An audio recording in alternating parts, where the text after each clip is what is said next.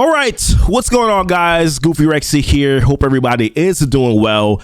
Wanted to talk about this subject and hoping to spark some discussion where this is concerned. But I was thinking about this. I was actually perusing through Reddit, and I saw something about theory crafting, and it led me to think and ask the question whether or not theory crafting is dead in Marvel Strike Force. And I'll be honest with you, I think that to a certain extent, yeah, it kind of is, but I wanted to do a little bit more of a deeper dive and sort of an assessment on sort of the facts, right? And the reason why we probably do feel this way. But looking through some of these game modes, there is more theory crafting that is being done in some areas than others.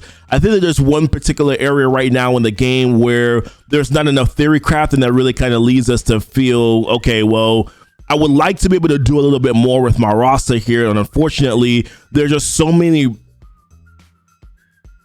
barriers, right, in order for us to be able to do that. But let's take a look at first probably an arena, right? So if we're looking at an arena and talking about whether or not there's enough theory crafting going on, I think initially when when Black Order was released in the game, it was pretty much basically just Black Order versus Black Order, right? And then as the game has progressed, we have gotten to the point now where as the game progressed, we got to a point where there was a little bit of a break between Black Order, and then right before Infinity Watch, there was a little bit more theory craft that we started to see the Kestrels, the Surfers, the Zemos, the Mr. Sinister, before even Kestrel, right? And the Doc Ocks. We started to see a lot of those characters that were largely plug and play into your arena format, and they were winning matchups, right? Defensively, offensively. Ultron was still a character that was being used before he even had Red Stars, was still a viable option in your arena shard, at least some of those hybrid matchups against Black Order,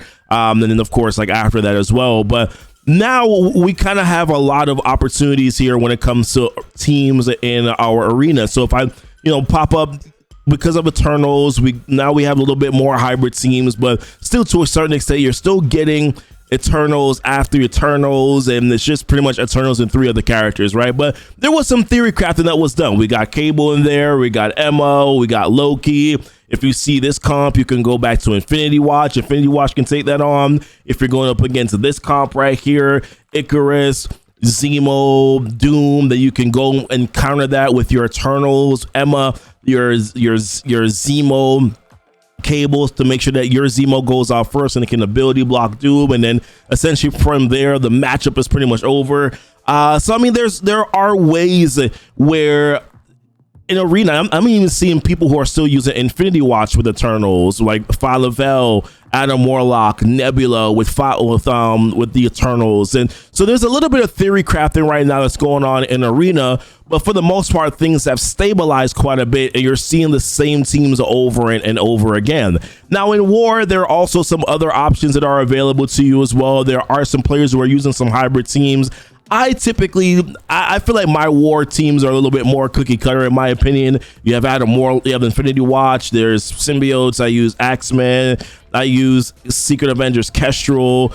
Like all these four teams, right, are really, really cookie cutter teams. Then you have Eternals with New Warriors. And I'll be honest with you, I'm breaking these teams up now. I use New Warriors with other characters, and I use Eternals with other characters as well. These two can make a team in War, and these three can make a team in War, right? So I'm kind of splitting these teams up now instead of just using them together. Black Order's an old team. Then you have X Factor, but it's like Zemo or Namor. There's full Weapon X team. So there are some hybrid teams, but you're mostly kind of seeing a lot of the same cookie cutter teams in Alliance War. And then we shift over to raids, right? Let's talk about raids for a second. Is there really enough variety in raids? I think you're still getting a lot of the same cookie cutter stuff. Now, I'm not using the Symbiotes. I'm actually using the Web Warriors. They're a little bit lower leveled. They're about 300k less than this team, and they perform significantly better. I have a couple G13s, man, on my Web Warriors team right now. Let me look at that.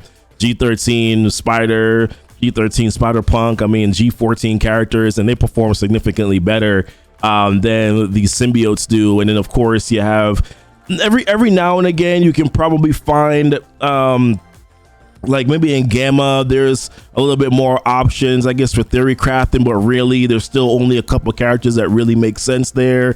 I'm not using this team in raids anymore. That's an old team. But then it's Axemen for mutant raids.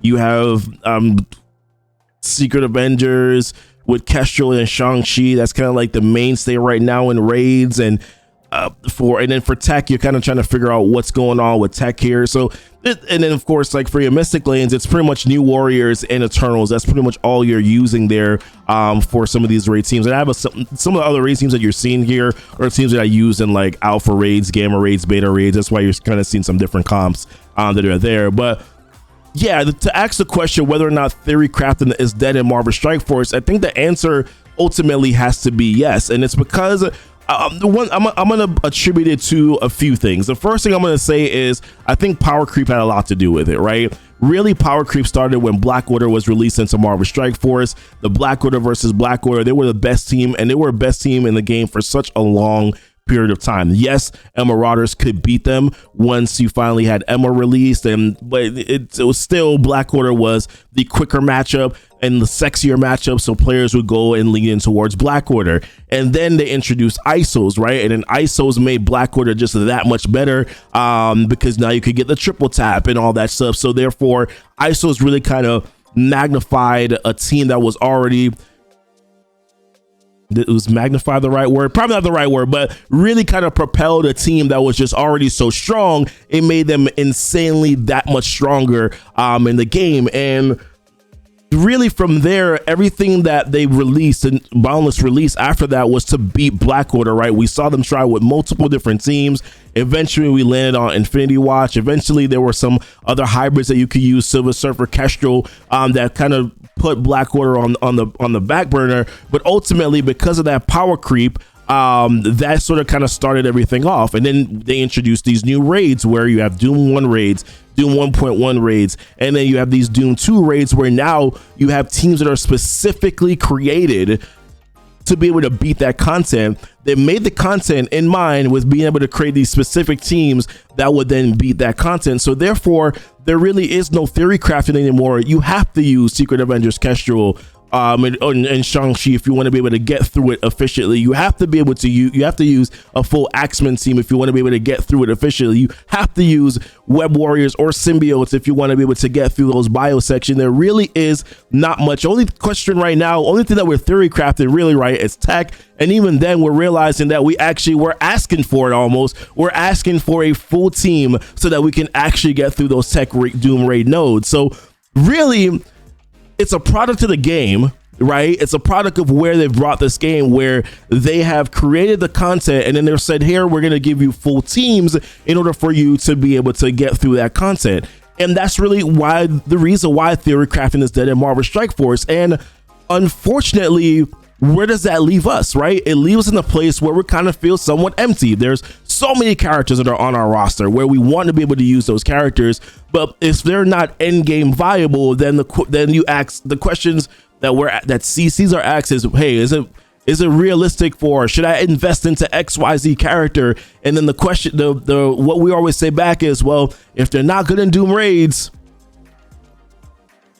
then you probably shouldn't invest into those characters, because everything right now is towards endgame. If they're not good in arena, then there's really no reason for you to invest into those characters anymore. And we're seeing now with Dark Dimension 5, the best characters to probably bring in, just from an efficiency standpoint, is the fact that you have to bring in characters that you're using in Doom raids, because that is the end game content right now. So it's rather unfortunate that we're in this position, but that is ultimately the position that we are currently in right now. And that leaves us a little unsatisfied, because there's a ton of characters that are on my roster that I grew up loving and playing within the comics, or I grew up liking in the comics, that I would like to be able to play within the game. But because there really is no way for me to theory craft and then use those teams efficiently in end game content like Doom raids, and I will also say this, resources aren't infinite, I would say, right? They're more finite. So therefore, it makes it even more challenging for you then to say, okay, all right, I'm going to actually invest into these characters that I love, but then at what cost? At the cost of losing and missing out on being able to invest into, or having to wait even longer for you then to invest into a character that you actually need to be able to complete that content, because they've designed this game in such a way where you can only use that character or those characters. And that is where this game is currently right now.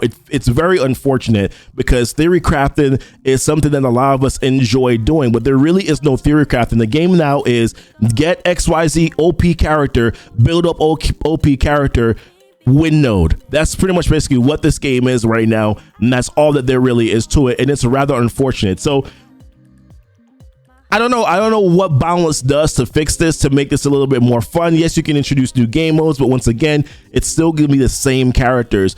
How do we do we need to loosen up on the resources? Do they need to start making content a little bit easier? What exactly can they possibly do to make some changes here that would benefit the entirety of the player base and the entire community, to maybe allow players to be able to do some things that are a little bit more fun with their rosters? Yeah, Pocket Dimension was cool, but still, some of us looked at some of the characters that were available and said, I'm gonna have to invest into this character. Well, they're not great for Doom raids, so do I really want to invest into Magic? Do I really want to invest into Storm? Do I really want to invest into Yondu? Right? Like, those are decisions that ultimately you have to make at the detriment of roster progression in other areas. So that probably doesn't feel good. But those are my thoughts, guys. I just wanted to talk about this here in the video because I feel like this is something that maybe we don't talk about enough. And I am at the point now where when it comes to creating content, I want to talk about things like this because I feel like these things are a little bit more interesting to discuss, as opposed to maybe always talking about top character, top this, top that. I think that these are a little bit more interesting discussions to have. So really appreciate you guys watching. Want to hear what you guys have to say here in the comments. Curious as to if you guys feel the same way that I do about this.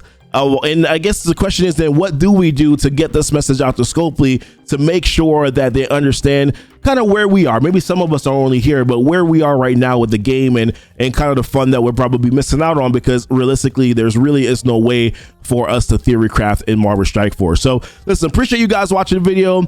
Until next time, y'all be blessed. Y'all be safe. Deuces.